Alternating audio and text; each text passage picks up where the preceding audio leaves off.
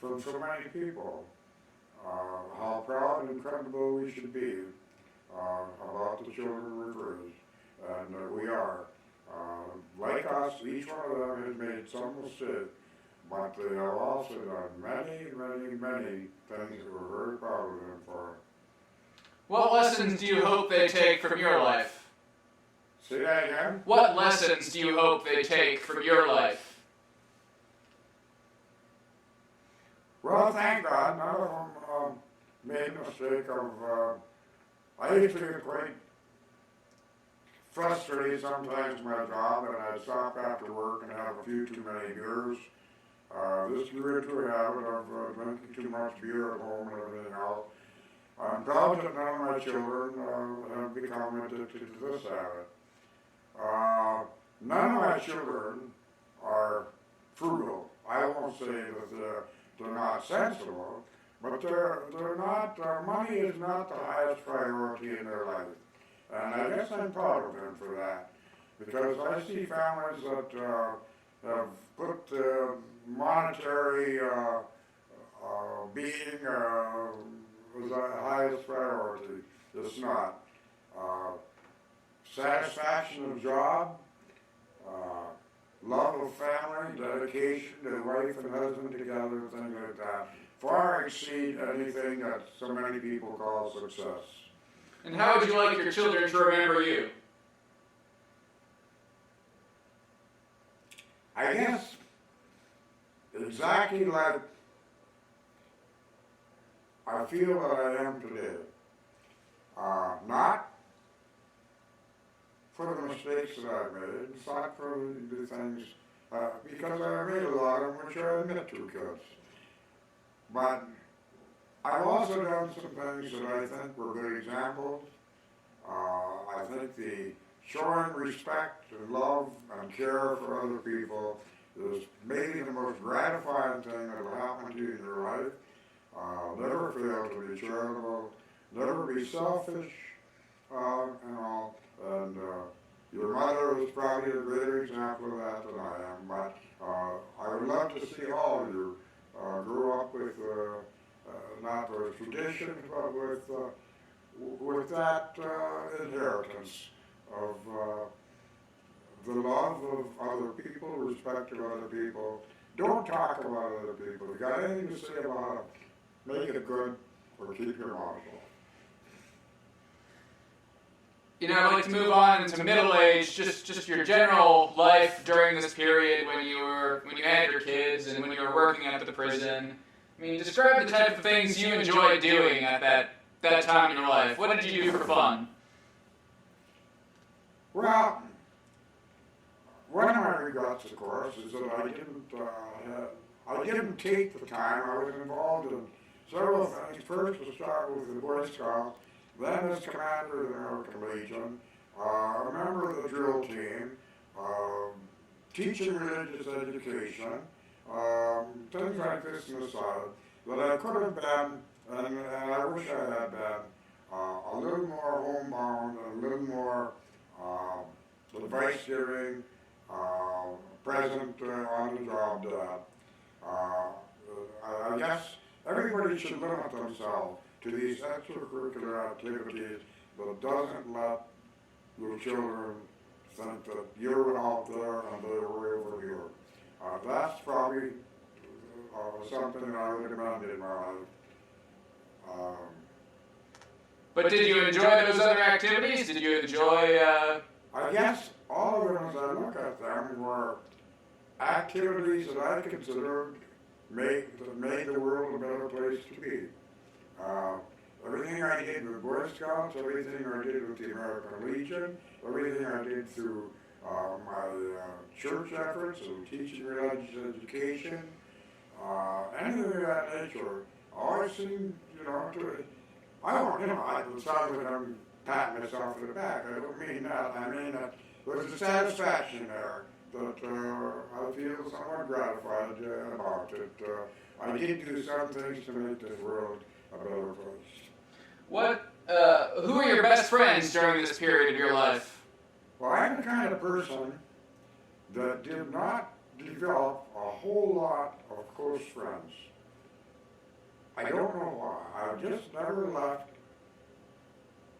too many people get too close to me. Whether I was too busy with activities or what, I don't know. So I only had one real close friend who stood with me all through, from 12 years old until I had to bury him at his ball bear about 5, 6 years ago. Another one who was my best man was a friend all the way from probably a sophomore in high school, even though he went to another high school. He was a good football player, good athlete, and all, and we dated our wives together before we were married and all. And their names? Yeah, this is Jack Hall. Yeah. And the first one was Bud? Bud, yeah, Grant was his real name. And both of them had cars, of course, and I could use my father's car on very special occasions. I had some girlfriends that I didn't necessarily date so much as trust to be able to talk to. I know these people today yet. All of them have lost their husbands, things like that. But when I see them, I sense a non-barrier type of thing that I can talk to them about anything and trust them. And I guess it's really a form of love, not the type that a husband and wife has so much, but seeing another human being that is trustable. Talk about what you did with the American Legion. Oh my God. A multitude of things. When you're commander of the American Legion,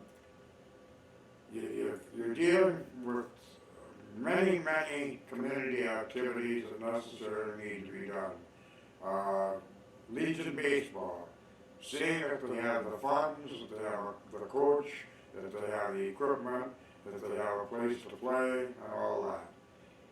Then you have the Legion organizations, a drill team, and the Legion Auxiliary, and the whole operation of the Legion Post. How will we donate money this month? What are the things we need to do for the community? What are the things that we need to do as veterans? Promotion of veterans' rights, active program, talking to legislators and things like this. You go on and on and on. It's expected, the commander of the Legion, the VFW, to be a spokesman for the veterans for an entire year. And it's nearly, if you do the job right, it's nearly the everyday job. And how long did you do that? It's a one-year term. There's a couple of commanders that have put in, because they were so damn good at it and had the time to do it, they put in 2-year terms. But usually it's a one-year term. I was president of the Teachers Association at work, and I was president of the union, Local 599. Talk about, wasn't there a time when you went down and testified in front of... Where I went down where? To the legislature in Minneapolis? Yeah, Talk about that a little bit. I can honestly say that the instructors at the reformatory, which there are 27, owe their very adequate retirement to the efforts that I put in, and my friend Jack Kleinbaum, who was chairman of the House Finance Committee. Through Jack, he arranged a meeting where all of us instructors could be present, and I could speak and say, this is unequal, this is what you need to do, this is why you need to do it. Basically, it was this. They are awarding a retirement program to guards, who some of them were just on a wall guard and had no physical contact with inmates, but they were neglecting 27 of us who handled 70% of the inmates' reformatory. 400 employees and 27 of us handled 70% of the population 8 hours a day. We stopped more fights, did more counseling, we did more anything than any of the people that you ever awarded this to.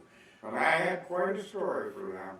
When I got done, my friend Jack Heimel come over and he says, Sonny, don't go home. He says, give me 15 minutes for this committee. So we waited and Jack come in and he says, you got it. Period. I get,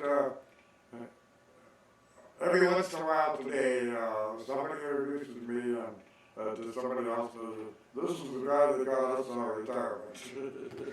And Jack was a representative with the state senator. And the committee that you met with was actually a committee of senators? The House Finance Committee. The House Finance Committee. The funds. That's amazing. What other sort of, I mean, that's a pretty political activity. Were you active in politics at all? No, I tried as much as I could. There were some people that I honestly felt I needed to support, but one of the things as a city employee, you have to be rather careful of who you support in a position. That you don't show bias or prejudice or things like that. So, excuse me, most of the time I didn't feel that the cause that I would have been probably trying to correct was important enough for jeopardizing that other aspect of it.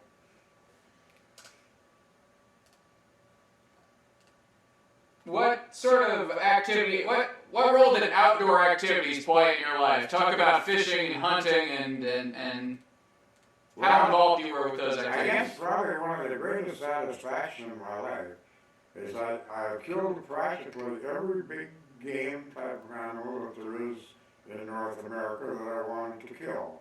I didn't kill a mountain sheep yet, and I never killed a mountain lion, I never wanted to. I had the opportunity to kill mountain sheep, but I killed woodland caribou, I killed moose, I killed elk, antelope, deer, mule deer, what have you. Small game, I don't think I missed hunting any of them. I killed everything from partridge and prairie chicken on down the line. But I lived on them when I was a kid. Our meat, the meat on the table, 3 days a week was wild meat. Later in life, when you didn't need the meat necessarily anymore, why did you do it? Why did you enjoy hunting? Why did I enjoy hunting? Number one, I always loved the outdoors.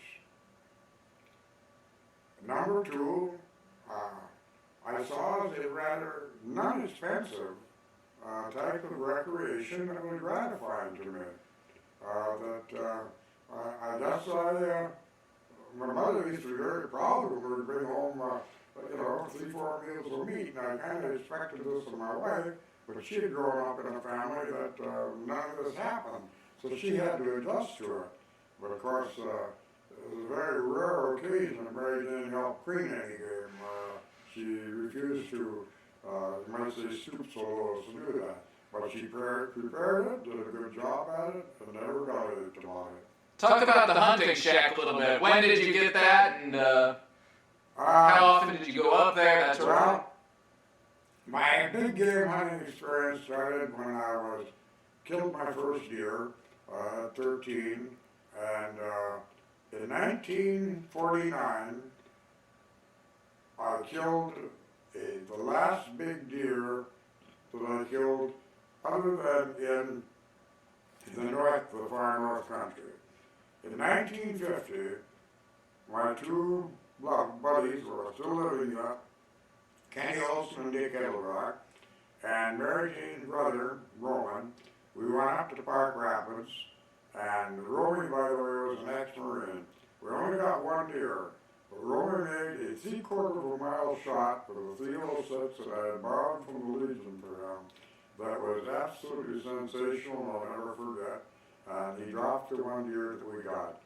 The following year, the two guys, Dick Elbrock and Kenny Olson, boss, and two of his co-workers had a shack back in the Chippewa National Forest that was a real retreat. That we needed a tractor to get in there. It took, depending on the weather, sometimes as much as 8 hours to get in there with it. And there was an old tar paper shack that we kept up and lived in. Well, we started living in a tent up there for the first 4 years that we hunted out of a tent. And we had a wood stove in the tent and all, and we got along quite well. The first 2 years, I didn't know enough about the type of hunting that you do up there. They find a good place and just sit down. And my hunting was always moving and stalking. So it took 2 years before I finally got wise to the situation. And from there on, we began to every year fill out on big deer. After being there, we lived in a tent for 34 years. Then we lived in the Black Shack for about 10 years. We built our own cabin that we could bunk 2, 4, 6, 8 people then. So we agreed that nobody gets into this camp as a partner or anything except us 3 guys and our children, period. Nobody invites anybody else in or anything. So of the 3 of us, only one, Dick Edelbrock, yet still lives, hunts with the guys. And I should say they tolerate you, Dick. They're 81 years old too, just like me. But the rest of them are our descendants. So they're on grandchildren and sons. And did you all own the property? No. We own a 20-acre stretch adjacent to the one that the shack is on. Okay. Yeah. How about fishing? I guess probably if I were to honestly tell you how many fish I caught in my life, legally,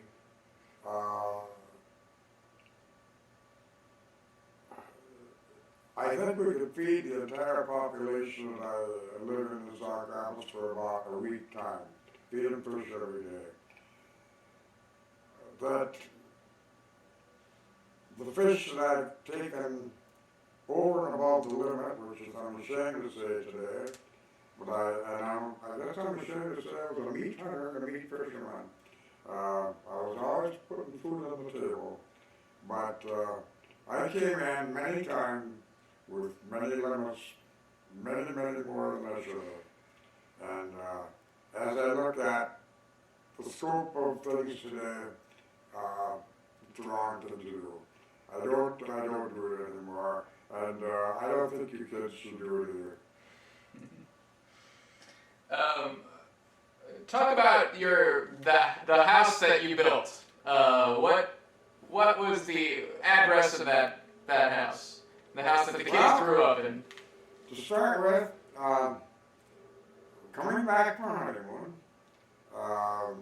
we lived with my sister and her brother-in-law at no cost, and they left us live there rent-free. We were able to save enough money to buy the property, and then also to build the basement. After we were in the process of paying for the basement, which we thought would only take us about 3 years,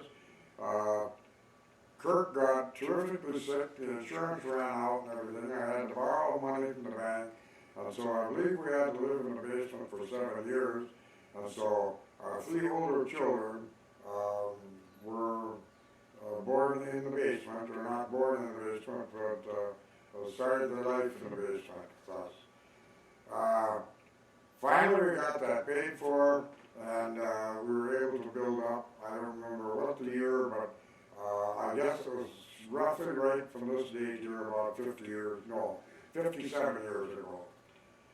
And we were hired the Auckland boys to do the structural work. They did put up the frame for us, the roof, and the shingle. And then we completed the rest ourselves. We started in the earliest spring as we could, and worked on it on Saturdays, Sundays, and after work every night. We had it completed on Christmas Eve.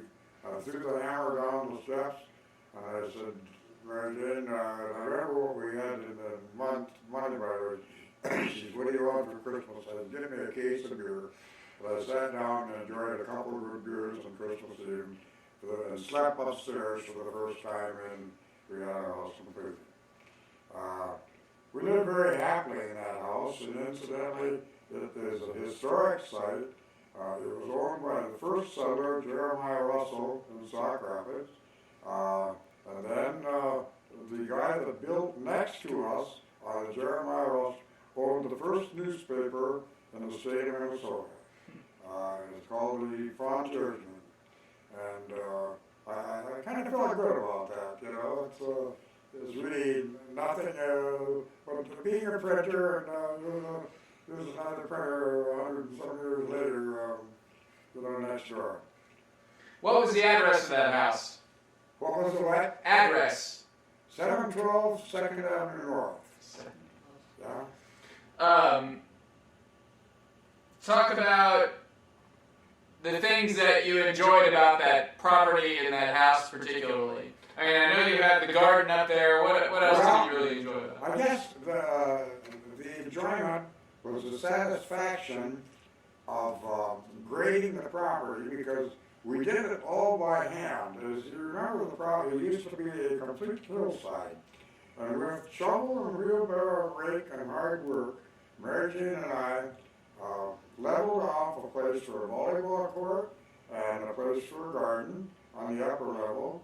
I built a stone wall where there was a considerable number of rocks that turned up on the property.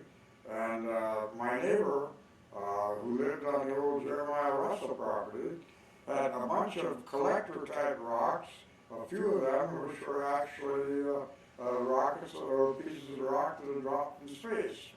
And then they contributed to it, and over a 2-year period, I was able to build a 100-foot wall that contributed to the property value. And I have to sort of say this, that my oldest son, Kirk, put quite a bit of effort into helping with that wall, even though he was just a 12, 13-year-old at that time.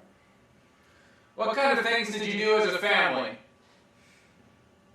Not as many things as I would have liked to say that we did, because we kind of had to watch our daughters, but we did do, we socialized with my brothers and sisters. We did a lot of going out to my parents, who lived on a Little Rock Channel where there was a dock and a boat. I don't know, we went on, I can remember 2 vacations we took the kids on. One we went to the Black Hills, and the other one we went over to the Wisconsin Dells. And there were, I don't know, just short 3, 4, 5-day trips at all.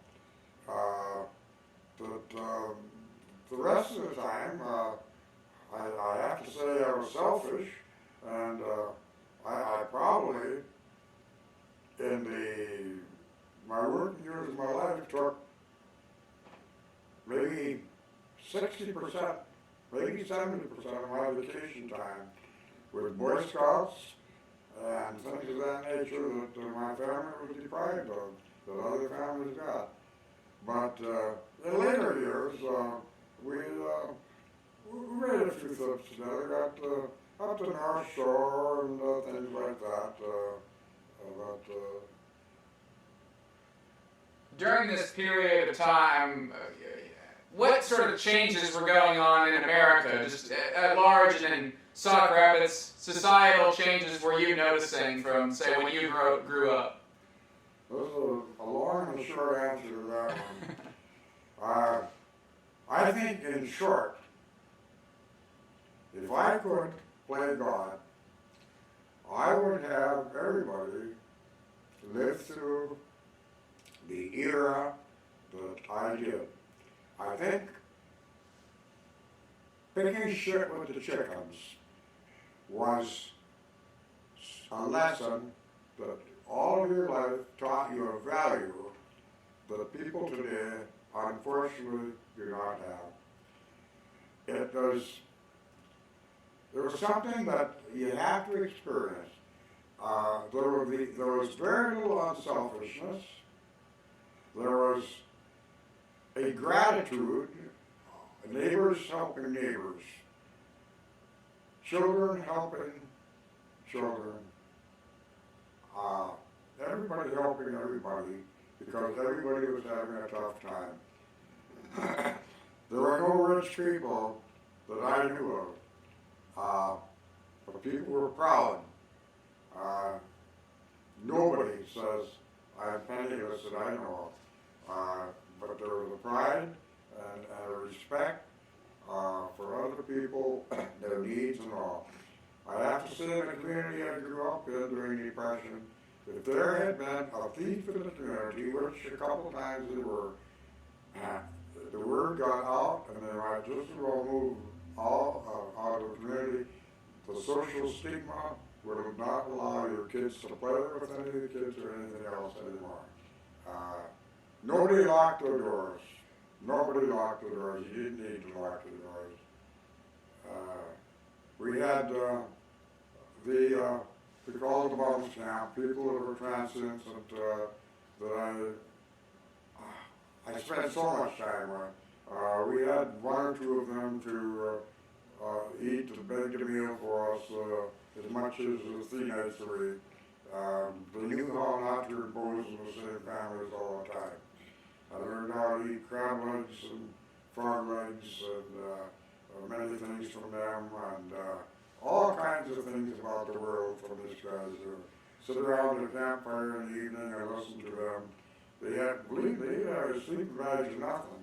These guys would put their back against the stone wall and go to sleep with a little fire out there in the summertime. In the wintertime, what happened to them, I guess they must have migrated south because they would have frozen to death up here. But there would be, every day, probably a minimum of 15, and some days as high as 50 people at college job. These were talented people, machinists, medical people, everything. They actually did not have a job. People couldn't pay for anything. You know, you could be a doctor, but if nobody can pay you, you can starve to death, you know. And that's the way it was. It's a terrible thing. If you didn't have a job, you were despondent. My family is starving. You didn't want to go through the humility of asking. There was no welfare system, anything like that. There was, old people, my grandmother got $25 a month. What does $25 a month if you don't have a house, you don't have any food, you don't have anything, you're by yourself? Nothing. So, but you have to have lived through that time to have an appreciation, and as a result of that, there were some good habits that developed from some good people.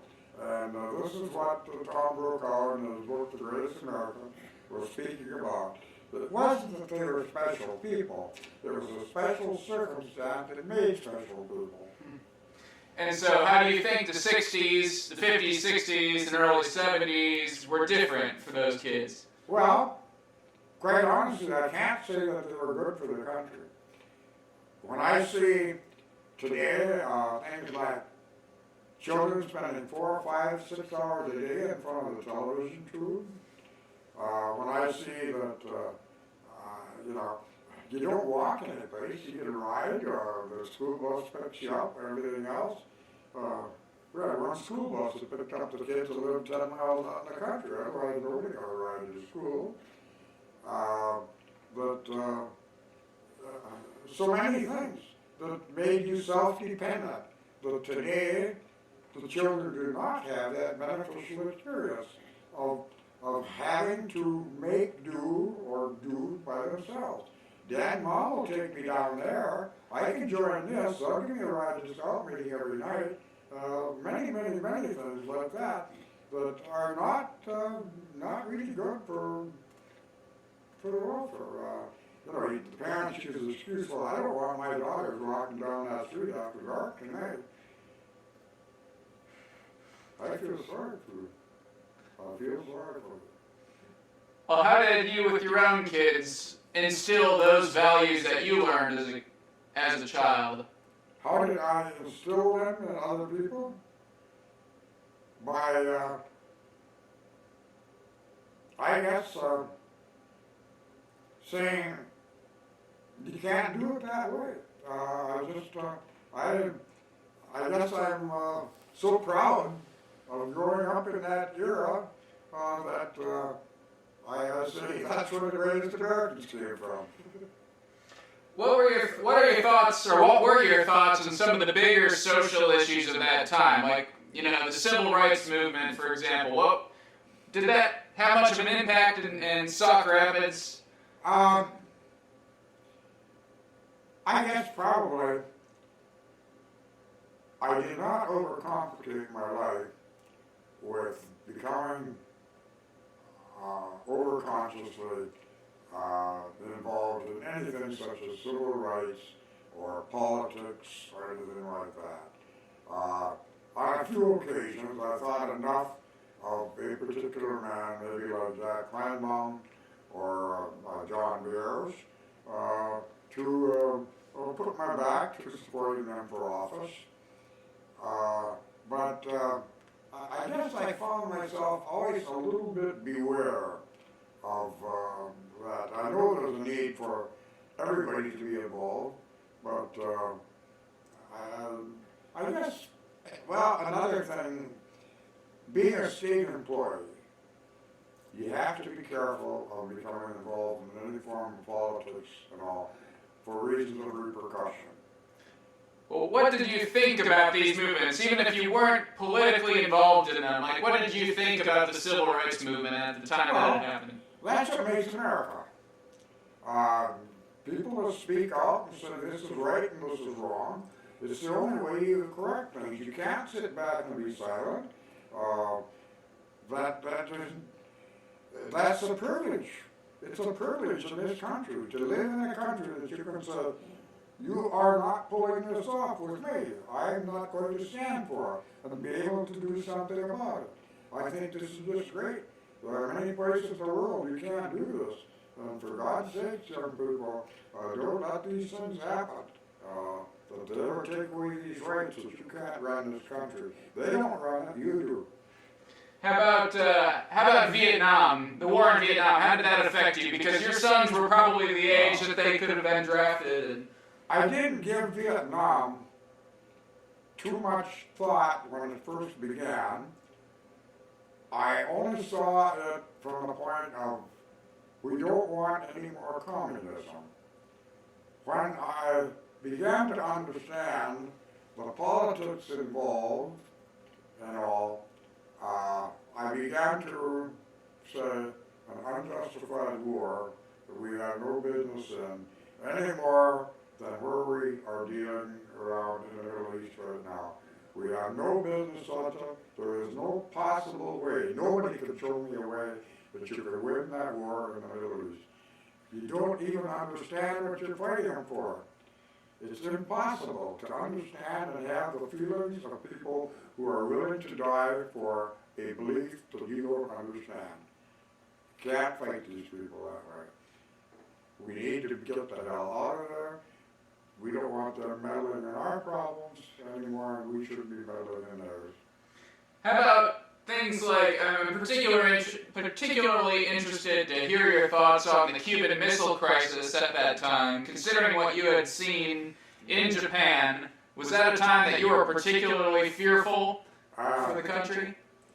Quite honestly, when the Cuban Missile Crisis started, Earl Kedrowski and John Kedrowski and I were on a mountaintop in Montana. And we had killed our game and we came down that night and drove into the little town of Jardine to have a beer. And we heard about what was going on. Because of what I had seen at that exactly, it terrified me.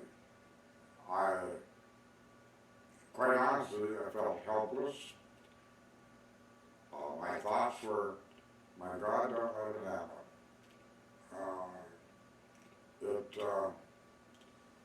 It's something today that I guess maybe subconsciously that fear exists as it does in many other people.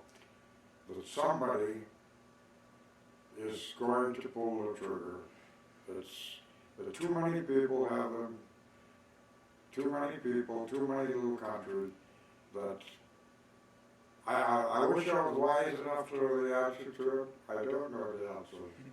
Well, so when the Cuban Missile Crisis was going on, I mean, what did you talk about it with the family? What sort of, or did you just? No, I don't think I talked with the family. I think that I talked more. I was active at that time in the veterans organizations. I was maybe just used to have a beer, but a lot of bar conversation on what we should do and all about it. Naturally, the veterans groups were prejudiced towards something like this, and the attitude of my friends and everything is, we should go down and then we wipe out Cuba. Mm-hmm. That was, and I guess I could have seen justification in us invading Cuba at that time. Probably history might prove us wrong to have done it, but we can see now it wasn't necessary, thank God.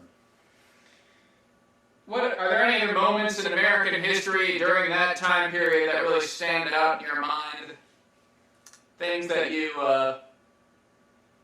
look back on fondly or negatively? And I guess nothing special. The only fear, I think, that any veteran that went through any action of any sort does not want his children or anybody else going through this again. And that everything politically that can be done before a situation develops should always be done. Not to have some impulsive president that says, we're going to stop this right now and push the button, you know. Mm-hmm. How are you feeling? Are you thinking you ready to take a break, or are you going to keep going? Yeah, I suppose. It's time for a cigarette break anyway. Yeah.